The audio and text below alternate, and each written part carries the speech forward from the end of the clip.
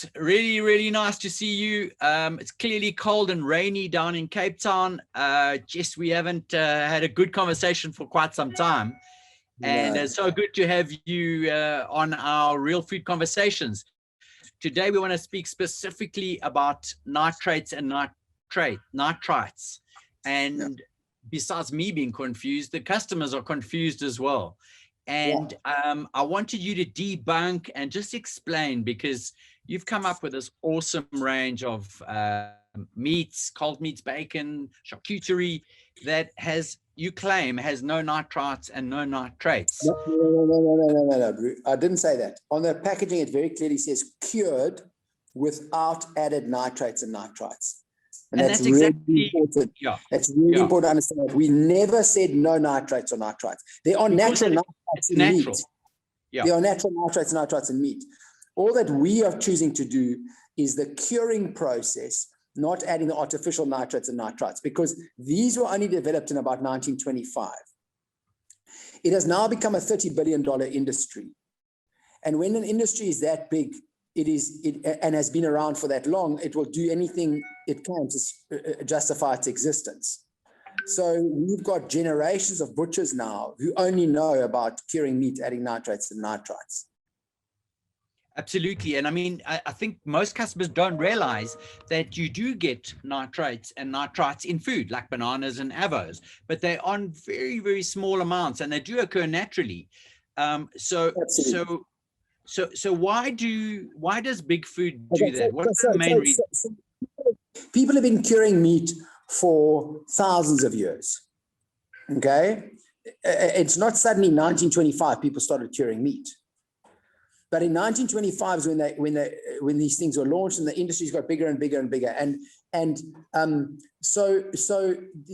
Why do people bother curing? Why are we bothering curing without added nitrates and nitrites? Very simply, there are very strong links between colon cancer and added nitrates and nitrites. Okay. In fact, there's an article recently, and I should have sent this to you before we started chatting, in the Financial Times of all publications, talking about how bad bacon is, how bad cured meats are, nitrates, nitrites, and the phosphates, of course, that they add. There's just a huge amount of chemicals that they add, A, to give the thing a color, so it's a red, pink color, B, to aid with holding water, and C, to speed up the curing process. And but if you look at our charcuterie, most of it isn't any less pink than the conventional stuff. No, we were amazed. I mean, we've launched it recently in Jackson's, and you can't tell the difference. So you've debunked that myth that you have to add it. But Angus, just for the customer's view, how much do they actually add? I mean, a lot of people will argue that it's so little. That's not really true, is it? Well, okay. So the acceptable level of mercury in drinking water is 2 parts per billion. The mercury levels in a vaccine are 52,000 parts per billion. Sure. Okay. Very. I mean, it's the most ludicrous thing to say, oh, a little bit of something won't have an effect. It's like it's like a basic scientific fact that everything has an effect. Okay. And that's the problem with food. I mean, that is a problem with the way they preserve. I mean, Gary, I can't answer that exact question because I've never made conventional charcuterie. I've never cured meat in a conventional manner. I've had a butchery for about 7 years. I did beef only for the first 3 or 4 years that, and then about 4 years ago, I started playing with making charcuterie without added nitrates and nitrites. And then I've closed all of that. I've outsourced my production to Gastro Foods in Cape Town, who are an enormous operation, who are like super high end. And they have dedicated a section to curing without added nitrates and nitrites. So I'm very lucky that they've taken this. But the result, of course, is what you see. Beautifully packaged, exactly 100 grams. I mean, I just couldn't, I could never do anything like that. It's an incredible product. And I think for me, what struck me was the taste, that I actually prefer the taste. And in all honesty, and you've accused me of liking various people's bacons and meats, but I loved your taste. I loved the taste. Yeah, no, what we've been encouraged by with this is that it's a clean, the aftertaste. I mean, the taste is amazing, but the aftertaste with a lot of these conventional charcuteries is there's something wrong in the mouth.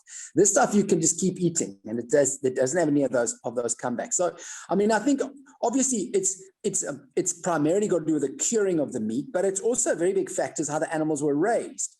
You know, we like Hendrik O'Neill are basically the only outdoor pig producers in the country. Those pigs are not confined, so therefore they're a lot less stressed. They are in the sun all the time, so the vitamin D levels in the meat are much higher. The meat's much darker as a result. So that's another factor that's contributing towards that meat being dark is the vitamin D, and the natural color of the pork is dark. And Gary, you know, there's just as a slight aside, there's a African swine fever epidemic, or not epidemic, there's an avian influenza epidemic. There's a bird flu epidemic running around the country at the moment. I mean, you'll see price of poultry and eggs is just going to start going up and up and up. But there's also at the same time an outbreak of African swine fever. Now, certainly in the Western Cape for the first time ever, there's African swine fever. And I had the state vet come and visit our farm because they've got to visit all the farms. And he said, listen, this is a state vet saying this, that when African swine fever gets into a conventional pig operation, the cage standard pig operation, there's a 95% mortality rate. The African swine fever outbreak in the Western Cape is in a place called Mfuleni, which is a township about 12 k's from us. And there, they've only had a 12% mortality. Because those pigs are much less stressed because they are open, and I won't call them free range, but they're exposed more to the elements. They're outside. They move around a little bit more, and so we cannot underestimate the stress that these animals are under when they're confined in those situations, and therefore after that everything goes wrong.